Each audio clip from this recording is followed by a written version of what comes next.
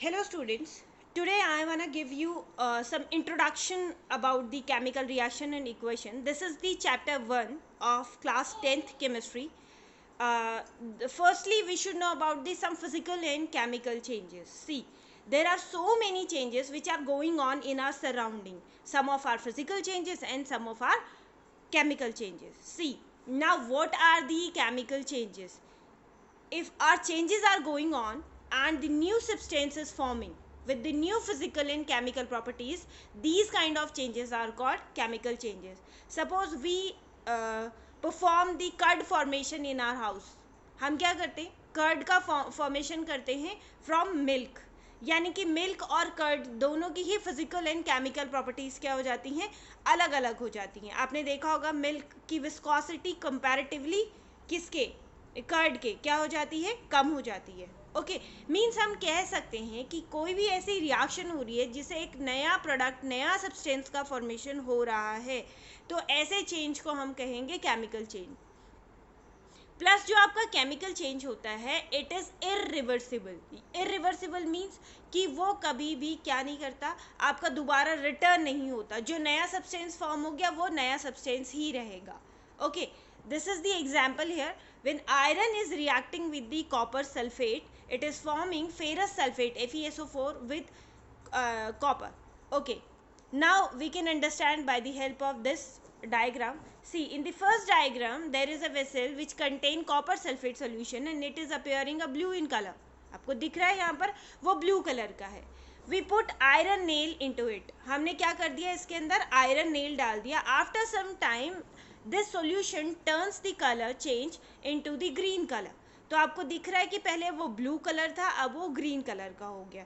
तो ऐसा क्यों हो गया, क्योंकि कॉपर सल्फेट ने आयरन नेल के साथ रिएक्शन करी और अब वो ग्रीन कलर का हो गया, जिसने जो उसने FeSO4 बना दिया. यानी कि आयरन जो है उसने Cu को डिस्प्लेस कर दिया और FeSO4 सॉल्यूशन बना दिया, प्लस कॉपर वहाँ पर अलग से डिपॉजिट हो गया आयरन नेल के ऊपर.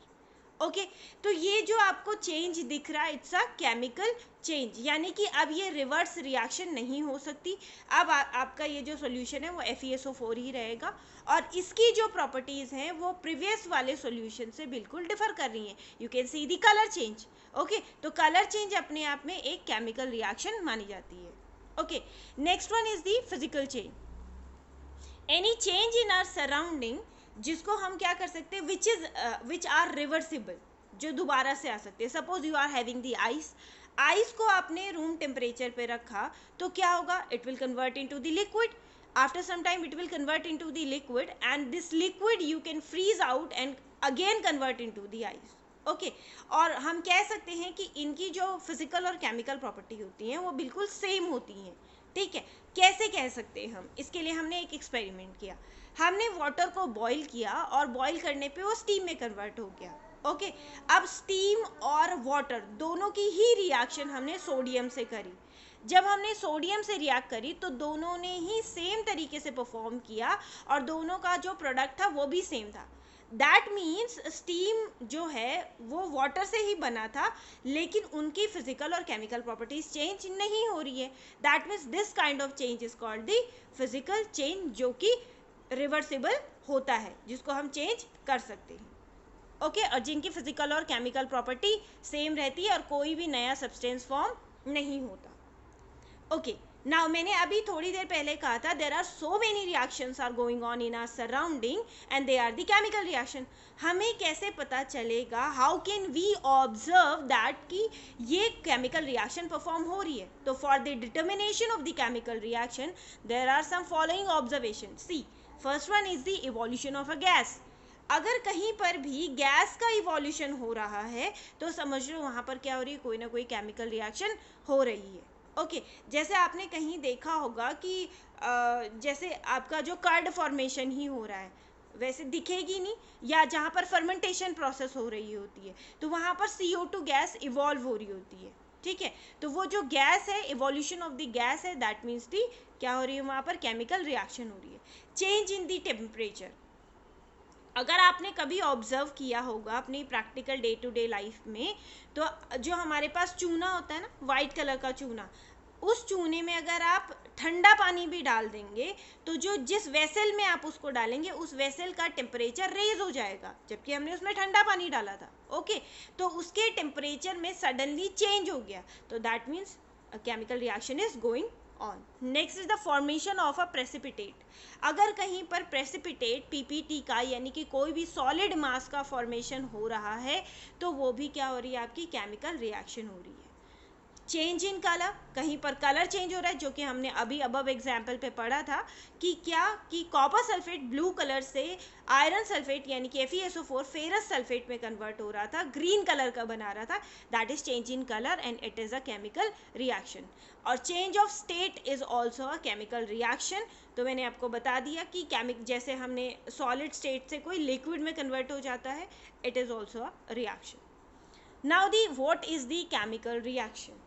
Chemical reaction are chemical changes when the reactant transform into the product. जो भी चीज़ें आपस में रिएक्शन कर रही हैं उन्हें रिएक्टेंट कहेंगे, और जो कन्वर्ट होकर के बना रहा है उसे हम प्रोडक्ट कहते हैं। ओके, जैसे मैंने अभी आपको बताया था कि आयरन एंड कॉपर सल्फेट दोनों रिएक्ट कर रहे हैं, it is the reactant. FeSO4 और कॉपर फॉर्म हो रहा है तो this is the product. Okay, now the type of chemical reaction, there are some type of chemical reaction. यहाँ पर काफ़ी सारी केमिकल रिएक्शंस हो रही है, जैसे combination reaction, decomposition, single displacement, double displacement, redox, endothermic, exothermic, precipitation and neutralization. इतनी reaction आपके सिलेबस में हैं। तो first one we will discuss about the combination reaction. See, जो कॉम्बिनेशन रिएक्शन होती है आपकी,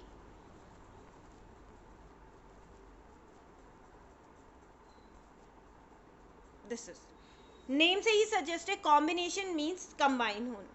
जब दो या दो से ज़्यादा एलिमेंट या कंपाउंड कोई भी आपस में क्या करते हैं, कंबाइन करते हैं और एक सिंगल प्रोडक्ट का फॉर्मेशन करते हैं, तो उसे क्या कहेंगे हम, combination reaction.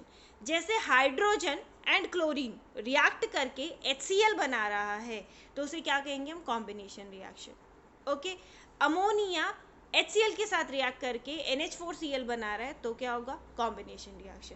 Carbon plus oxygen या carbon monoxide plus oxygen combine कर रहा है तो क्या बना रहा है, CO2।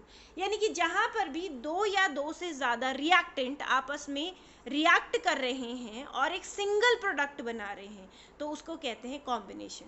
ठीक है, इसी का जस्ट ऑपोजिट कर लेते हैं, उसको बोलते हैं डीकॉम्पोजिशन। नेम से ही सजेस्ट है, डिकम्पोज यानी कि ब्रेक होना। अब रिएक्टेंट एक है और वो ब्रेक करके दो प्रोडक्ट बना रहा है, ठीक है, तो उसे क्या कहेंगे, decomposition reaction, just reverse of combination. ये क्वेश्चन आपसे पूछा जाता है, explain that combination is the reverse of decomposition या decomposition is the reverse of combination. तो then you can explain it by the help of any example, that is Mg, magnesium ribbon when react with the oxygen, magnesium ribbon when they react with oxygen then it form magnesium oxide। Balance कर दिया। Okay, तो ये क्या हो रहा है, when the two reactant reacting together and form a single product, that is the combination reaction। इसी reaction को रिवर्स कर देते हैं, MgO को ब्रेक डाउन करते हैं with the help of heat and the product will be Mg and O2। तो this is the decomposition reaction। Okay, now you can see the various example are given in your screen, that is H2Cl2 2HCl form कर रहा है, carbon monoxide और plus oxygen CO2 form कर रहा है, carbon dioxide form कर रहा है, अमोनिया इन HCl NH4Cl यानी कि अमोनियम क्लोराइड फॉर्म कर रहा है। Okay, next one is the decomposition reaction.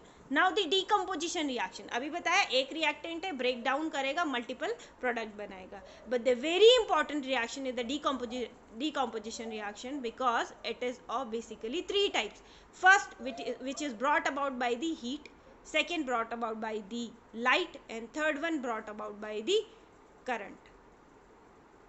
Okay, so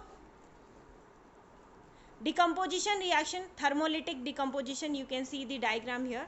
Mercuric oxide is taken in the test tube and we are heating it and then it convert into the mercury यानी कि HG only. तो HGO को heat किया तो सिर्फ आपको HG मिलेगा, यानी कि वो ब्रेक डाउन होकर के उसने क्या बनाया, एक या एक से ज़्यादा प्रोडक्ट का फॉर्मेशन करेगा। ओके, नेक्स्ट आता है आपका photolytic in the presence of sunlight. तो सनलाइट की प्रेजेंस में ये आपने हाइड्रोजन पेरोक्साइड लिया, you can C in the diagram, यहाँ पर हमने हाइड्रोजन पेरोक्साइड लिया है H2O2, उसको सनलाइट में रख दिया। तो सनलाइट में H2O2 को रखने के बाद यहाँ पर क्या हो जाएगा, it will break down into the H2O and O2 gas will release. So there is a single reactant but the product are two. Okay, you can take an example here, that is AgCl. AgCl को अगर हम break करेंगे, that will break down into the Ag plus Cl2. Okay, and again another example you can take AgBr. Similarly AgBr भी break हो जाएगा Ag plus Br2. And these substances you can use in the black and white photography. This is very important question that arise, which substance is used in the black and white photography, so that is AgBr. Okay, and the third one is the reaction जो electricity से होती है। तो electricity से जो reaction हो रही है वहाँ पर क्या करेंगे, you can take the H2O water and can provide the electric current, it will break down into the 2H plus O2. Now this is 2H2 plus O2. Okay, so this is the decomposition reaction and the type of decomposition reaction. Thank you so much, and in the next video we will discuss about the another topics, another type of chemical reactions. Okay, thank you so much.